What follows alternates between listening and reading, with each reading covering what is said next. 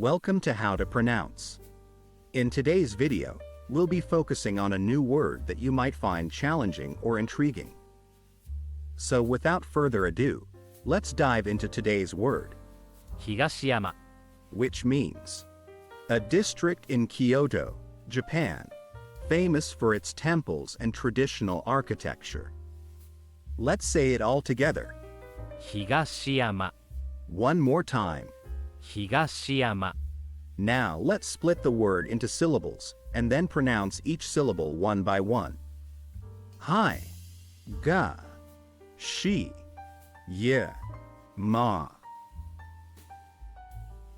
Thank you for joining us on this adventure in pronunciation.